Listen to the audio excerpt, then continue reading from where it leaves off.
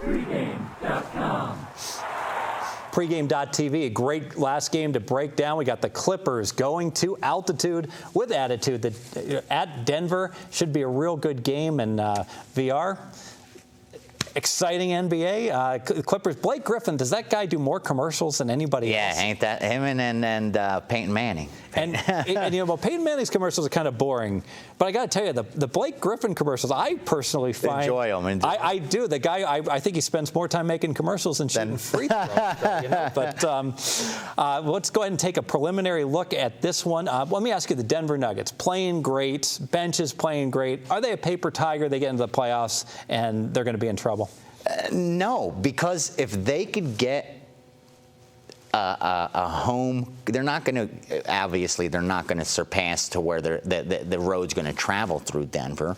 But it's such a tough place to play. This Facing team, Memphis for the number 4, right? Exactly. And this team plays with such confidence at home.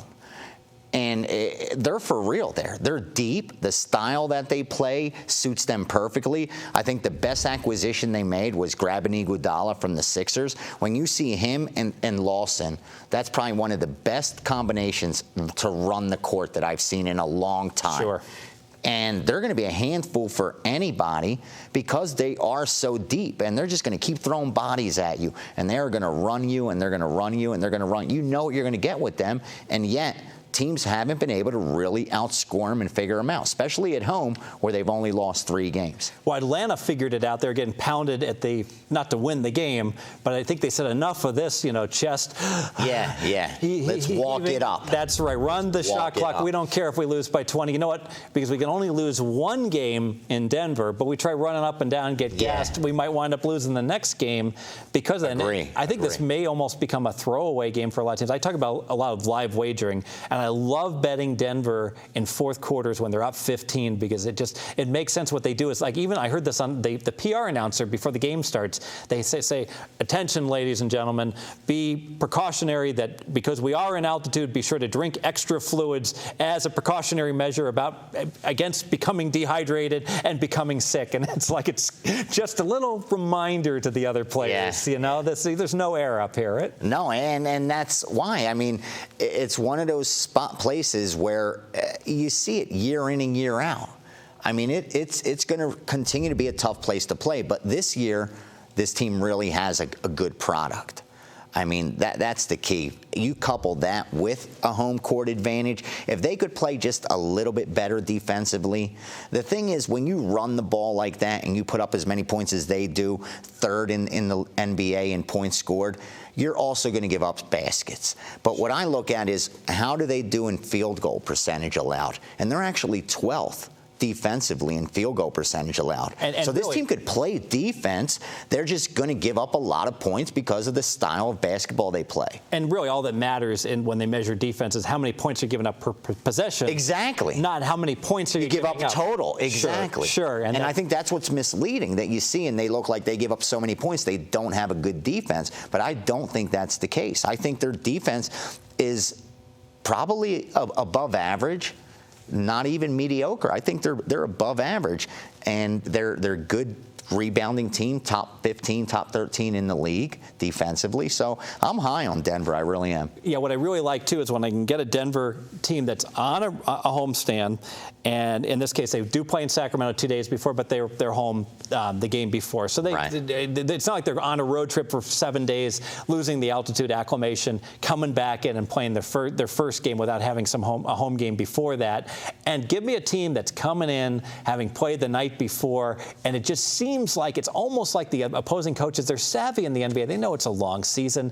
And, hey, if we get down, we'll live to fight another day. And that's the situation here that I think it was a no-brainer for me to go ahead. And frankly, I don't find very many good spots to bet against Denver at home. I'm playing on Denver or I'm passing the game. And these high totals, too, I don't mind laying extra points with them. Although this game probably, what do you think, Denver come like -2.5, 3? Yeah, around there. They were -1 when they played on New Year's Day. But by that time, I don't think they were established as being that dominant as they are at home. So I could see them coming out around 2.5, right around there. I'm also looking at this total because I think on what you said, if the Clippers come in tired, and not play.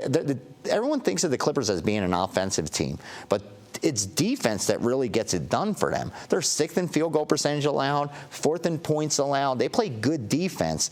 And when you look at the final score in that first game, if the odds makers really adjust off that, because the total was 207, and they scored 170 points. Yeah, 92-78, but no Ty Lawson in that game. Exactly. The fact that Denver was able to kick butt in that game without Ty Lawson, tells you a lot. I wouldn't want to play him back with the 14-point revenge, but now I got my team at full strength. Let me make it official if I can. Do it, baby. Do it. Official play. Keep backing the horse that keeps riding for me. I'm going to be on Denver. I'll probably be laying 3. Heck, I'd lay up to 4 on this game against the Clippers. We talked about some other games where we think there'll be a lot of opposition in the betting markets. I don't think there's going to be any opposition here. I would bet this one as soon as the line comes out. Lock it in. I don't see any reason anyone's going to be on the Clippers because of that. And hopefully we'll punch in a winner here to end our excursion here at pregame.tv. VR. It's a pleasure having you. My pleasure was all mine. Pleasure to see. We'll have to be doing this again. And absolutely. So, and we'll be talking March. Will you be back next week with me, or madness? I don't know. Is he coming back from? Let's. I think he's on the DL for 2 weeks. Right. Brian Leonard. So if so, I sure hope you can come back. We didn't talk very much college basketball, but good news on Thursday, pregame.tv. We're going to have Marco D'Angelo and Scott Spreitzer breaking down all the games. And I have to add, Scott Spreitzer is always. I listen to Marco's first preview every morning. I always listen to VR's Steam Read that is also on pregame.com that shows what the pros, what the sharps have been betting versus just the noise in the marketplace. But I always listen to Scott Spreitzer every chance I get. I go way back with Scott and remember running him at TGI Fridays like 15 years ago here in Vegas. And what shocker, we talked about sports. So stay tuned for that pregame.tv.